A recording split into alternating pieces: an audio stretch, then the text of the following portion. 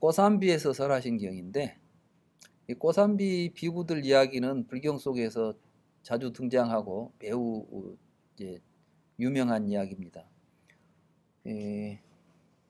여기에서 이제 비구들이 서로 화목하지를 못하고, 불교의 핵심은 뭐죠?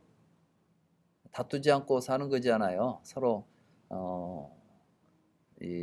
화합하고 서로 이제 자비로운 마음을 가지고 살아가는 것이 상가의 가장 기본적인 덕목인 것인데, 그래서 절에는 그런 불교에는 그런 이야기도 있어요. 대중이 원하면 소도 잡아먹는다. 소 잡아먹는 것은 살생이니까 금해야죠. 그럼에도 불구하고 소를 잡아서 대중들이 화목해진다면 소라도 잡아라. 그 말은 그 무엇보다도 계율의 핵심은 어디가 있어요? 화합하는 데 있는 것입니다. 우리가 서로 사실은 살생을 하지 않는다는 것은 인간만 화합하자는 것이 아니라 모든 생명과 화합하자는 거예요. 모든 생명과 같이 서로 소통하고 서로 화목하게 지내자는 게 이제 불살생인데, 근데 이 꼬삼비 비구들이 계속 표로 화합을 못하고 논쟁을 하고 반목하는 것을 보고 이제 부처님께서는 왜 우리는 그러면 이렇게 서로 반목하느냐? 이 견해가 다르기 때문이에요. 이 견해가 다르다는 것은 무엇이냐면, 사실은 왜 우리는 다른 견해를 갖게 됩니까? 우리 이제 민주주의 사회는 사상의 자유라는 게 있어요. 나는 그거 별로 안 좋아합니다.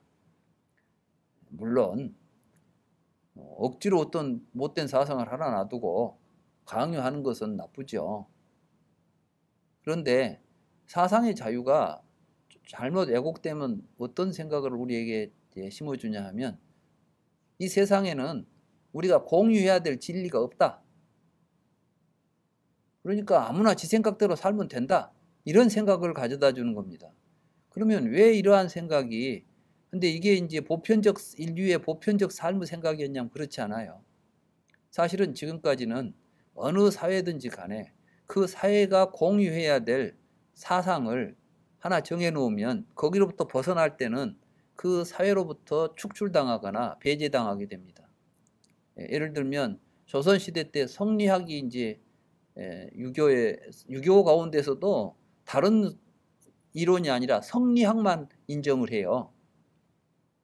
그러니까 뭐 양명학이나 이런 같은 유학이지만 성리학이 아닌 양명학을 하는 사람들은 사문난적이다 그래가지고 집안을 완전히 그냥 없애버렸어요.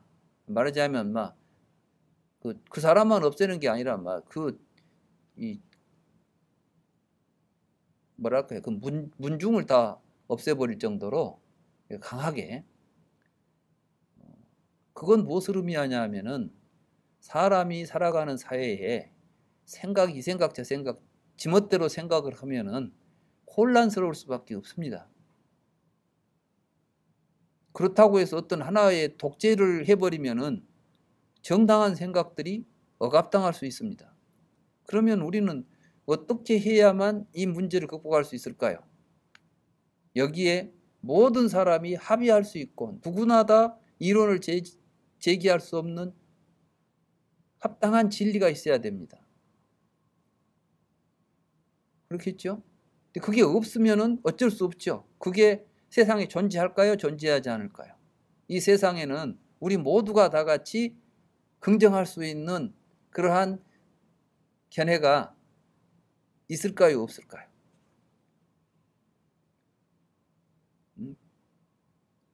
부처님은 그걸 발견했어요. 이게 정견이에요.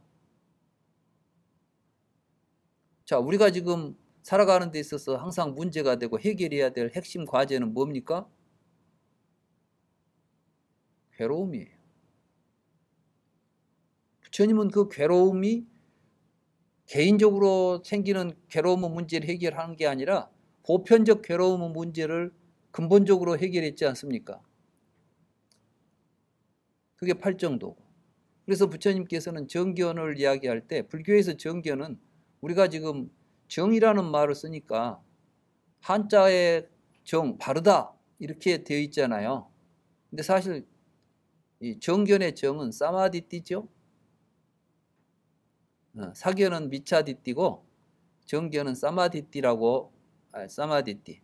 사마라는 것이 무슨 뜻이에요? 사마가 그냥 올바른이라고 우리가 보통 해버리는데 쌈이라는 것이 함께하는 이런 뜻이에요. 그러니까 말하자면은 내가 하는 생각하고 다른 사람의 생각이 일치하는 것을 쌈하라고 그래요. 미차라는 것은 서로 어긋난다, 상반된다는 뜻이에요. 그래서 우리는 그걸 사견이라고 부릅니다. 그러니까 사실은 사상의 자유를 이야기하는 것은 사견을 다 인정하자는 거야. 어긋나는 모든 견해들을 다 인정하고 살자는 거예요. 그렇습니다. 이 사회에 너무 복잡해가지고 그걸 다 일치시킬 수는 없어.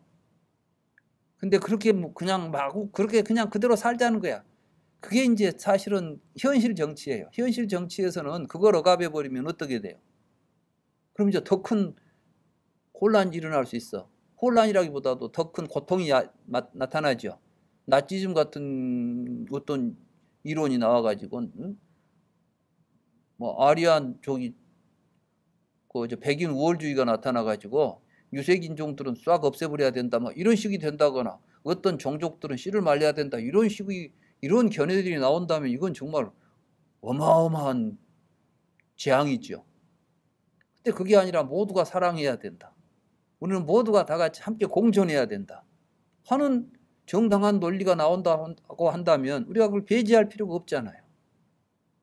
그죠? 부처님께서는 누구하고도 다투지 않고 사는 법을 이야기했다고 한다면, 그런 사상이 있다면 우리가 왜 그걸 배제해야 됩니까? 우리는 그것을 왜 우리가 같이 일치하지 않으면 안 됩니까?